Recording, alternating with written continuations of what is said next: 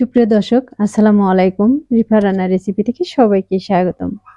আজ আমি আপনাদের মাঝে শেয়ার করব চালের গুঁড়া দিয়ে দুধ পাকন পিঠার রেসিপি।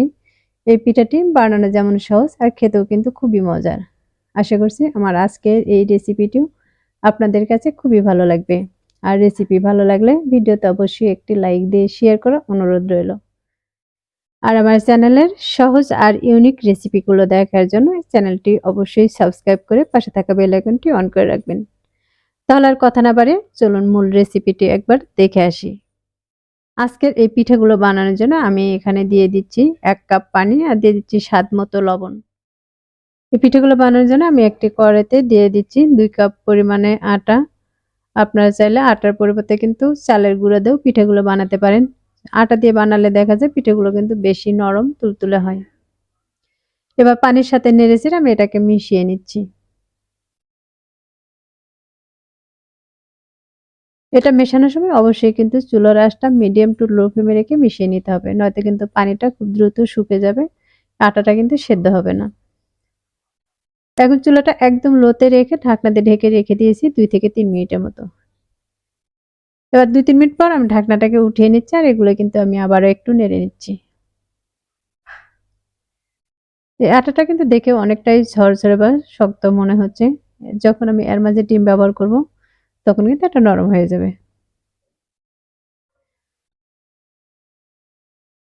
এখন এগুলোকে আমি একটি বাটিতে নামিয়ে নিচ্ছি। আর এটা কিছুটা ঠান্ডা করে তারপর হাত দিয়ে কিন্তু মথে নিতে হবে। এই আটাটা কিন্তু একদম ঠান্ডা করে নিয়ে মথে নেওয়া যাবে না, হালকা কুসুম গরম অবস্থায় এটা মথে নিতে হবে, তাহলে কিন্তু খুব সুন্দর একটি ডো হবে। দেখতে পাচ্ছেন এটা কিন্তু আমি নেড়েচেড়ে একটু মিশিয়ে নিয়েছি। এখন কিন্তু আর এখানে ঝরঝরে আটাটা নেই। আর এখন এর মাঝে দিয়ে দিচ্ছি আমি একটি ডিম। আমি ডিমটাকে আগে ফেটিয়ে নিয়েছিলাম। ডিমটা দিয়ে এই আটার সাথে আমি ভালোভাবে মিশিয়ে নিচ্ছি। ডিমটা দিয়ে আমি ভালোভাবে মিশিয়ে একটা ডো বানিয়ে নিয়েছি। আর ডোটা দেখতে পাচ্ছেন খুব নরম হয়নি বা খুব শক্ত হয়নি। এটাকে আমি ঢাকনাতে ঢেকে রেখে দিয়েছিলাম 2-3 মিনিটের মতো। এবার 3 মিনিট পর ঢাকনাটাকে সরিয়ে নিয়েছি আর এটাকে কিন্তু আবার একটু হাত দিয়ে ঘুরিয়ে ঘুরিয়ে মথে নিচ্ছি। মথে নেওয়া হয়ে গেছে। এখন এখান থেকে আমি কিছুটা পরিমাণে ডো হাতে নিয়ে নিচ্ছি আর হাত দিয়ে চেপে চেপে একটু সমান করে নিচ্ছি। এখন এটাকে আমি বোর্ডের উপর নিয়ে নিব। তার জন্য এখানে একটি বোর্ড নিয়েছি আর এই বোর্ডের উপরে দিয়ে কিন্তু হাত দিয়ে ঘুরিয়ে ঘুরিয়ে আরেকটু গোল করে নিচ্ছি। এবার হাতের তালুতে দিয়ে কিন্তু একটু লম্বা করে নিব। এটা কিন্তু খুব লম্বা করার প্রয়োজন নেই, এরকম একটু লম্বা করে নিলেই হয়ে যাবে। আর এই পিঠাগুলোর ডিজাইন করার জন্য আমি একটি চিরুনি ব্যবহার করেছি। এই চিরুনির উপর দিয়ে একটু চাপ দিলে কিন্তু খুব সুন্দর একটি ডিজাইন হয়ে যাবে। আর পিঠাটাও কিন্তু অনেকটা বড় হয়ে যাবে।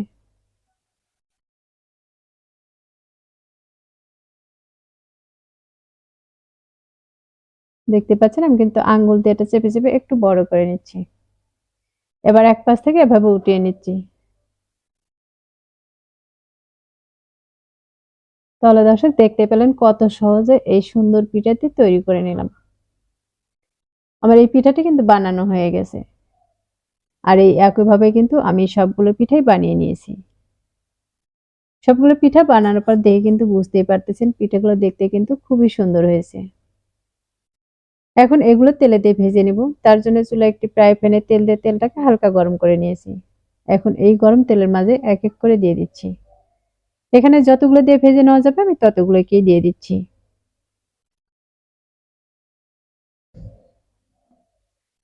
এগুলো দেওয়ার পরে যখন নিচ থেকে একটু কালার চলে আসবে বা শক্ত হয়ে আসবে তখন এগুলোকে উল্টিয়ে নিব। আমার এই পিঠাগুলো দেখে কিন্তু বুঝতে পারতেছেন নিচ থেকে কিন্তু একটু শক্ত হয়ে এসেছে আর একটু কিন্তু লাল কালারও চলে এসেছে। পিঠাগুলোকে আমি 3 থেকে 4 বার এভাবে উল্টিয়ে পাল্টিয়ে ভেজে নিব।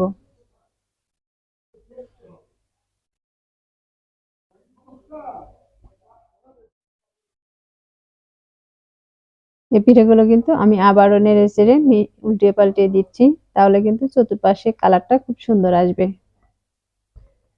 আর এক পাশে যদি এরকম করে রেখে দেওয়া হয় তাহলে কিন্তু এক পাশে কালারটা বেশি হয়ে যাবে আর এক পাশে কালারটা কিন্তু কম হয়ে যাবে। যে কারণে এটা কিন্তু একটু পর পরে এভাবে নেড়ে চেড়ে উল্টিয়ে পাল্টিয়ে নিতে হবে।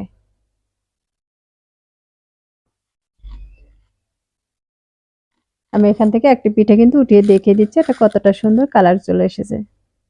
এরপর যে আমার পিঠাগুলো কিন্তু ভাজা হয়ে গেছে। এখন একটি ছাঁকনি দিয়ে এগুলো তেল ঝরিয়ে উঠিয়ে নিচ্ছি।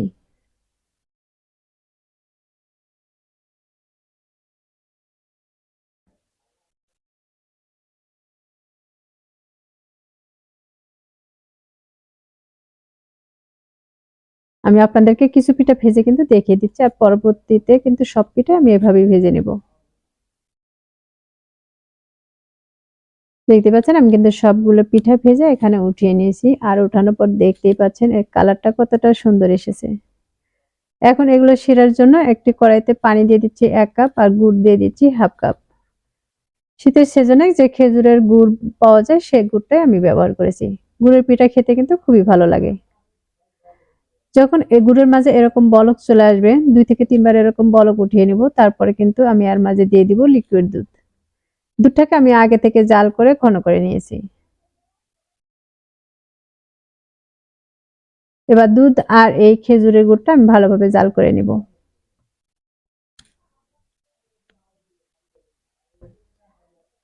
এখন এর মাঝে দিয়ে দিচ্ছি আমি 1টি তেজপাতা আর দিয়ে দিচ্ছি 2টি সাদা এলাচ, দিয়ে দিচ্ছি 2 টুকরো দারচিনি।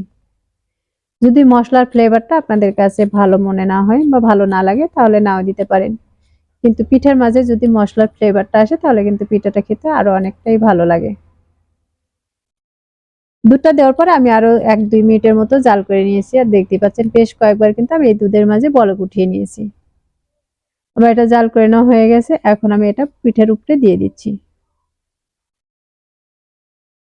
এই দুধটা কিন্তু ঠান্ডা করা যাবে না, গরম গরম পিঠা আর গরম গরম দুধ একসঙ্গে নিতে হবে,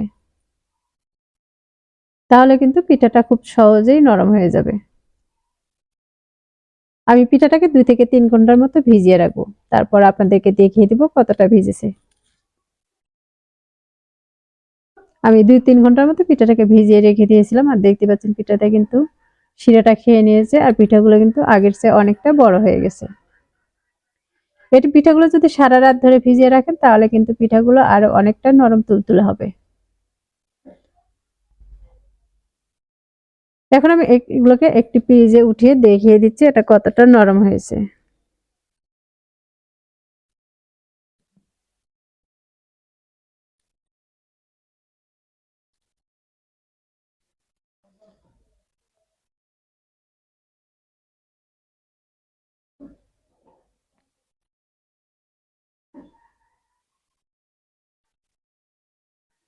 আমার পিঠেগুলো কেটে দেখে কিন্তু বুঝতে পারছেন পিঠাগুলো কিন্তু অনেকটাই নরম হয়েছে।